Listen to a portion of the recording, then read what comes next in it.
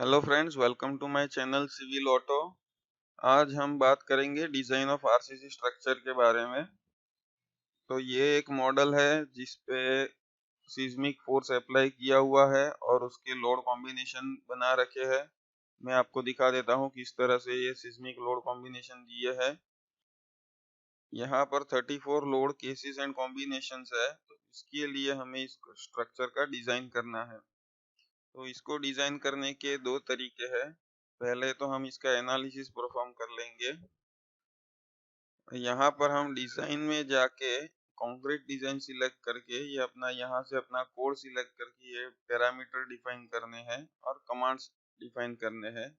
तो ये हो गया कन्वेंशनल तरीका जो स्टेड के पुराने वर्जन में भी आता था और ये लेटेस्ट कनेक्ट एडिशन में भी दिया हुआ है। और एक दूसरा बढ़िया तरीका है वो है एडवांस कंक्रीट डिजाइन का।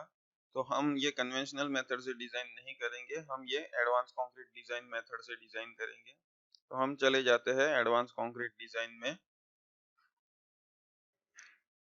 एडवांस कंक्रीट डिजाइन में आते ही सबसे पहले हमें एक न्यू प्रोजेक्ट का विंडो मिलेगा। उसमें हमें देना है प्रोजेक्ट नेम। तो हम दे देते हैं उसका नाम स्टैटिक। उसके बाद क्लाइंट है तो वहां पर हम कुछ भी लिख सकते हैं, इंजीनियर है। और यहाँ पर हमें डिजाइन कोड सिलेक्ट करना है IS 456 प्लस 13920 और यहाँ पर हमें कौन से कंपोनेंट का डिजाइन करना है वो सिलेक्ट करना है। हमें डिजाइन करना है कॉलम एंड बीम।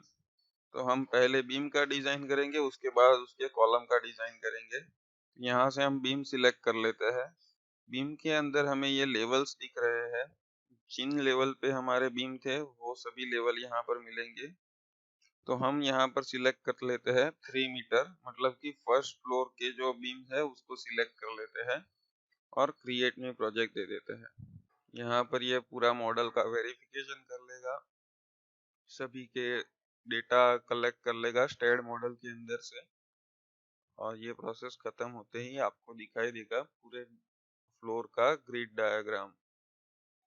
तो यहाँ पर ग्रिड डायग्राम दिख रहा है। 5 रो एंड 5 कॉलम में हमने बीम दे रखे हैं। सभी बीम के section property and dimension detail यहाँ पर दे रखे हैं। और वो जो मेंबर थे उसका नंबर भी ये दे रखा है, 8 नंबर 22 36 एंड 50। तो ये सब बीम के नंबर डायमेंशन डिटेल के साथ दे रखे हैं। अभी ये G1 बोल रहा है, मतलब कि ग्रिड 1, माने कि ये ग्रिड 1 में 4 बीम है। तो वो 4 बीम कंटिन्यूअस ही है, ऐसा उसने बाय डिफॉल्ट कंसीडर कर लिया है। हमें वो ब्रेक करना है तो यहाँ से बीम यहाँ से हम कर सकते हैं। तो ये C1 C2 C3 and C4 है, तो यहाँ से हमें ब्रेक कर सकते हैं, लेकिन हमें ये ब्रेक नहीं करना। हमारा ये मेंबर कंटिन्यूअस ही है तो उसे हम कंटिन्यूअस दे देते हैं। अभी हमें सबसे पहले इसको सेव कर लेते हैं। उसके बाद हमें डिफाइन करने होंगे पैरामीटर्स। कुछ सिंपल से पैरामीटर है। जनरल एंड रेनफोर्समेंट पैरामीटर जो है वो हम दे देते हैं। यहाँ पर सबसे पहला है इग्नोर टॉर्शन, मतलब कि टॉर्शन की वैल्यू निग्लिजिबल है तो इसे इग्नोर ही करना है, उसके लिए वो डिजाइन चेक परफॉर्म नहीं करना है। दूसरा है डक्टाइल डिटेलिंग का, तो हमें डक्टाइल डिटेलिंग इस केस में नहीं करनी।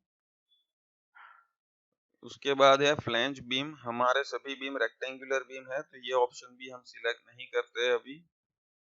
नेक्स्ट है हमारा bending and axial force design. हमें सिर्फ बेंडिंग के लिए डिजाइन करने हैं सभी बीम को, एक्सियल फोर्स के लिए हमें इस बीम को डिजाइन नहीं करने हैं। डिटेलिंग सेटिंग, उसके अंदर हमारा है best fit, max dia and minimum dia. तो हम यहाँ से बेस्ट फिट का ऑप्शन सिलेक्ट करते हैं। हम मैक्स डाया का ऑप्शन सिलेक्ट करेंगे तो ये हमारे जो डायामीटर अवेलेबल है उसमें से मैक्सिमम डाया का यूज करके नंबर ऑफ बार कम करेगा। और मिनिमम डाया सिलेक्ट करेंगे तो इसमें से minimum dia of bar select करके नंबर ऑफ बार बढ़ा देगा। तो हम उसको बेस्ट फिट का ऑप्शन दे देते हैं टॉप एंड बॉटम बोथ के लिए। परसेंटेज ऑफ स्टील हमारे IS कोड के हिसाब से बाय डिफॉल्ट ले लिए है, तो उसको हम चेंज करना चाहे तो भी कर सकते हैं। और वैसे ही छोड़ देते हैं अभी इस केस में। अभी क्रैक विड्थ का चेक है वो हमें परफॉर्म करना है, तो उसको यहाँ से टिक कर लेते हैं। हमें इस केस में क्रैक विड्थ चेक परफॉर्म नहीं करना, तो यहाँ से हम इसको टिक नहीं करेंगे। उसके बाद आ रहा है हमारा ग्रेड ऑफ कंक्रीट। तो हमारे केस में M30 है और ग्रेड ऑफ स्टील Fe500 है। क्लियर कवर हम 25 mm का छोड़ देते हैं और मैक्सिमम साइज ऑफ एग्रीगेट हम 20 रख लेते हैं। यहाँ से हमें डिफाइन करना है कि कौन कौन से डाया ऑफ बार हमें यूज करने हैं। तो हमें 8 dia, 10, 12, 16, 20 up to 20 mm dia तक के बार हमें यूज करने हैं। हमें 25, 32 एंड 40 mm डाया के बार इस प्रोजेक्ट में यूज नहीं करने। तो main steel rebar up to 20 mm, shear steel rebar up to 10 mm कर लेते हैं। SFR means side face reinforcement है, उसको भी हम 10 कर लेते हैं। SFR मतलब कि साइड फेस रिइंफोर्समेंट सिर्फ डीप बीम में आएगा। हमारे केस में कोई भी बीम डीप बीम नहीं है, तो ये सिलेक्ट करे या ना करे उससे कोई फर्क नहीं पड़ेगा। नेक्स्ट है हमारा स्टीयर्स का स्पेसिंग। तो स्टीयर्स का स्पेसिंग हमें minimum and maximum spacing define करना है। तो ये सब पैरामीटर हमने डिफाइन कर लिए हैं, यहाँ से हम इसको ओके कर लेते हैं। नेक्स्ट है हमारा सेटिंग्स के अंदर रिबार कर्टाइलमेंट। तो रिबार कर्टाइलमेंट में देख लेते हैं टॉप स्टील कर्टाइलमेंट लोकेशन वो L/4 L/4 रख लेते हैं और bottom steel curtailment location L/6 L/4 and L/4 ही छोड़ देते हैं हम इसको। ये कर्टाइलमेंट हमें बाद में चेंज करना हो तो कर सकते हैं। डिजाइन होने के बाद हम मैन्युअली भी इसको एडिट कर सकते हैं, वो मैं आपको दिखाऊंगा उसको कैसे करना है। तो अभी इसको बाय डिफॉल्ट छोड़ देते हैं। नेक्स्ट है हमारा बेसिक लोड केस। तो उसके अंदर हमारे जो बेसिक लोड केस थे, जो primary load case Ted model के अंदर थे, वो आ रहे हैं। कॉम्बिनेशन यहाँ पर नहीं दिखा रहा है। तो ये जो EQX प्लस था तो वो कौन से टाइप का है वो हमें डिफाइन करना होगा। तो EQX था वो अर्थक्वेक इन एक्स डायरेक्शन था। EQX माइनस था वो भी अर्थक्वेक इन एक्स डायरेक्शन ही था। जेड जो है वो अर्थक्वेक इन जेड डायरेक्शन है। EQZ माइनस भी अर्थक्वेक इन जेड डायरेक्शन है। ये डेड लोड का केस है एंड ये लाइव लोड का केस है। तो इन सभी को हम सिलेक्ट कर लेते हैं और ओके दे देते हैं। तो उसके बाद हमें ये तुरंत पूछेगा कि ये लोड केस जो दिए उसके कॉम्बिनेशन कैसे करने हैं। तो ऐड फ्रॉम टेम्पलेट और रेगुलर स्ट्रक्चर, और ये ऑटोमेटिक लोड कॉम्बिनेशन जनरेट कर लेगा और उसके बाद हमें उसको ओके दे दें। तो ये हो गया हमारा सभी का डिटेलिंग का पार्ट कंप्लीट। तो हमने जो जो इनपुट देने थे वो हम दे चुके हैं। अब हमें उसको डिजाइन करना है। तो यहाँ से डिजाइन में जाके सिंपली ऑटो डिजाइन को सिलेक्ट कर लेते हैं। तो ये डिजाइन होने के बाद इसने पूरा डिटेलिंग दे रखा है, मतलब कि कौन से बीम में कौन सा रेनफोर्समेंट है, क्या है, वो सभी डिटेल उसने दे रखा है क्लियरली। अब इसको हमें मॉडिफाई करना है, मतलब कि मैंने पहले ही बताया कि जो हमें कर्टाइलमेंट करना है वो कौन से पॉइंट पे करना है, क्या रेनफोर्समेंट कर्टाइल करना है, तो वो सभी डिटेल हमें दे रहा है। तो उसको चेंज करना हो तो यहाँ से हम राइट क्लिक करके डिटेल्स पे क्लिक कर देंगे। तो ये जो G1 था, ग्रीड 1 था, उसका पूरा डिटेल यहाँ पर दे रहा है। G1 के अंदर B1 से B4 तक के बीम थे, तो उसके लिए इसने क्या किया है कि यहाँ पर 3 number of 16 dia and 2 number of 16 dia, इस तरह से 5 नंबर ऑफ 16 डाया का रेनफोर्समेंट दे रखा है। और यहाँ पर उसने 3 नंबर ऑफ 16 डाया कंटिन्यू रखा है, लेकिन ये 2 नंबर ऑफ 16 डाया था वो कट कर लिया है। मैं चाहता हूँ कि ये कर्टेलमेंट यहाँ से हो जाए, तो इसको मैं सिलेक्ट करूंगा, डिटेल सिलेक्शन पे क्लिक कर लूंगा और यहाँ पे जो 2 नंबर है उसके बदले में 0 कर लेता हूँ। तो ये जो AST रिक्वायर्ड है हमारा 613 mm², तो वो सेटिस्फाई नहीं हो रहा इस केस में। तो हम क्या करेंगे, यहाँ पर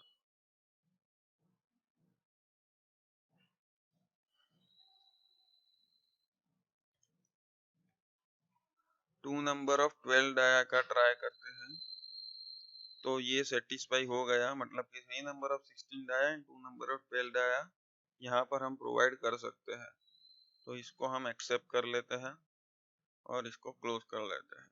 तो यहाँ से 3 number of 16 dia plus 2 number of 16 dia आएगा, यहाँ पर 2 नंबर ऑफ 12 डाया आ जाता है और उसके बाद हमारा 3 नंबर ऑफ 16 डाया कंटिन्यू रहता है। तो ये यहाँ पर बीच में 12 के 2 नंबर्स हम ऐड नहीं कर सकते टेक्निकली, लेकिन अगर आपको इसको किसी भी तरीके से चेंज करना है तो वो आप यहाँ से डायरेक्टली कर सकते हैं।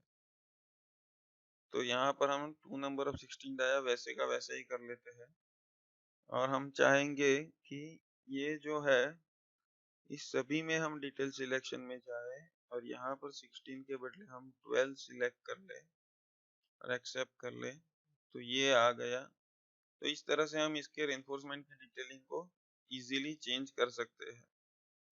तो इसको हम अभी कॉपी भी कर सकते हैं और यहाँ पर साइड में पेस्ट भी कर सकते हैं। सिंपल तरीका है, कॉपी पेस्ट ही करना है। कॉपी पेस्ट रेनफोर्समेंट दे देना है।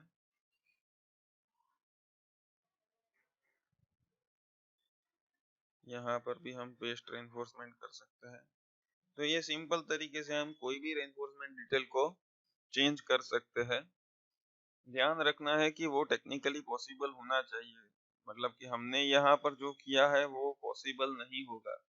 यहाँ पर 16 डाया के 5 नंबर्स है, तो यहाँ पर 16 डाया के ही नंबर हमें देने होंगे, बीच में से 2 बार ऐड नहीं कर पाएंगे। तो ये हमने जो भी डिटेल मॉडिफाई की है वो टेक्निकली करेक्ट होनी चाहिए और प्रैक्टिकली पॉसिबल होनी चाहिए।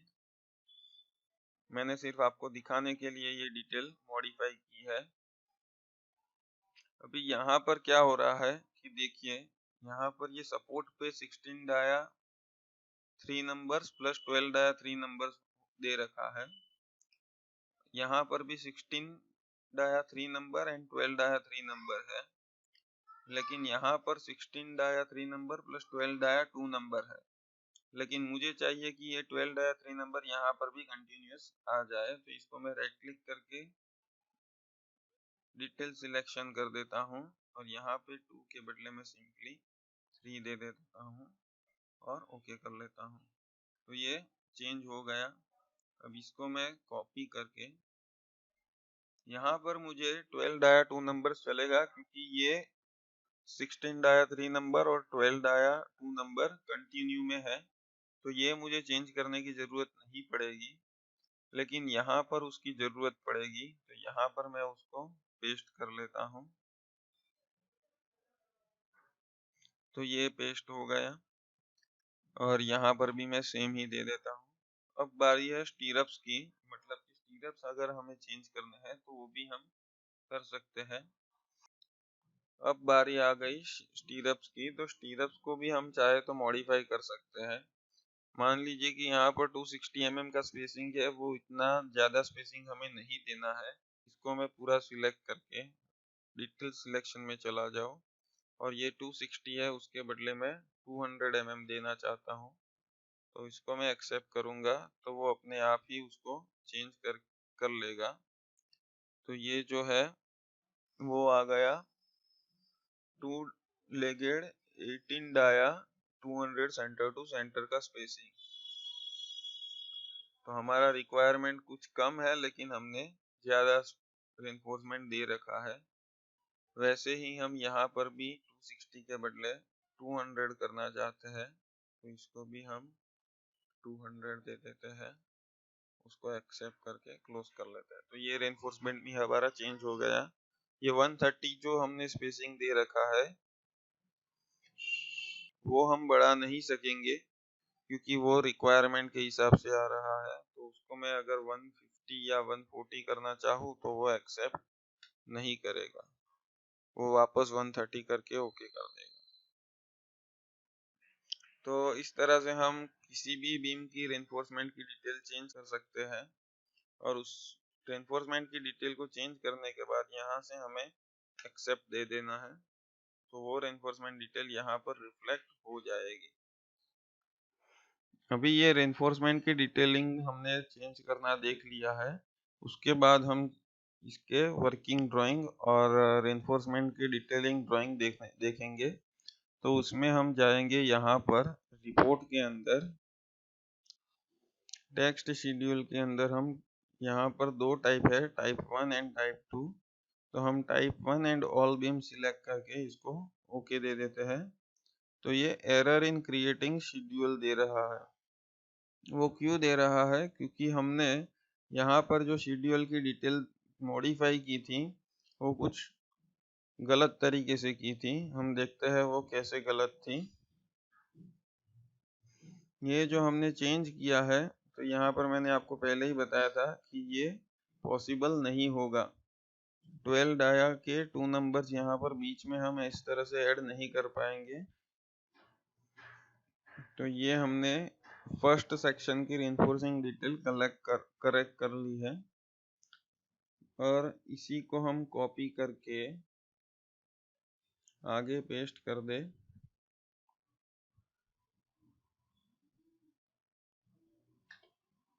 उसके बाद यहाँ पर भी हम इसको पेस्ट करना चाहेंगे, और यहाँ पर भी हम उसको पेस्ट कर देते हैं। बाकी की रेनफोर्समेंट डिटेल हम यहाँ से पेस्ट कर लेते हैं।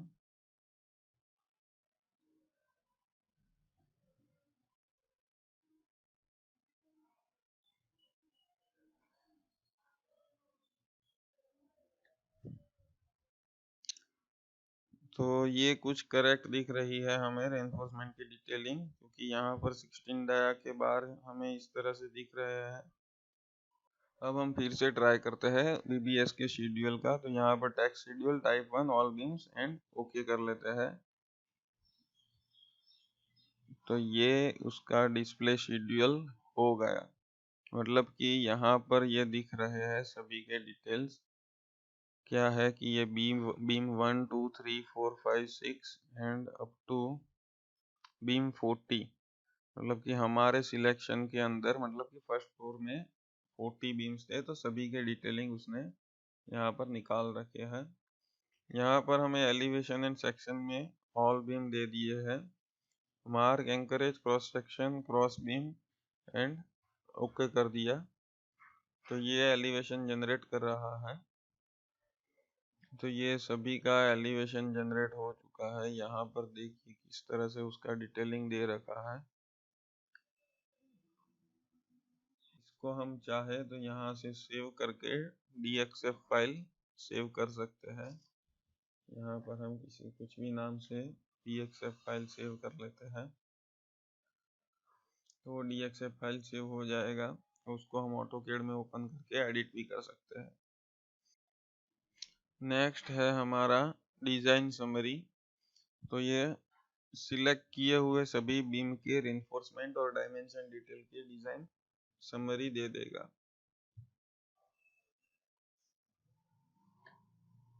बीम के डिज़ाइन का टोटल समरी दे दिया है।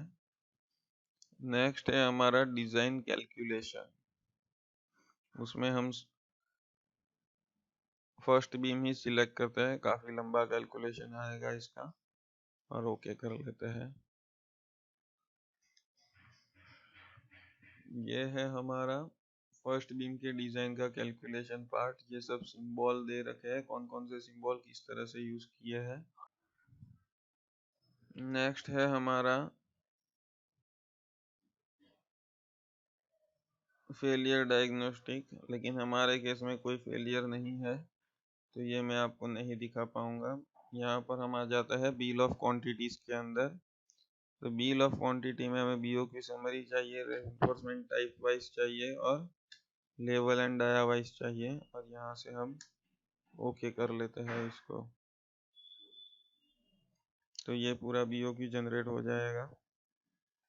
इन next video we will discuss about foundation design and column design. If you are new to this channel, please subscribe and hit the like button. Thank you very much for watching.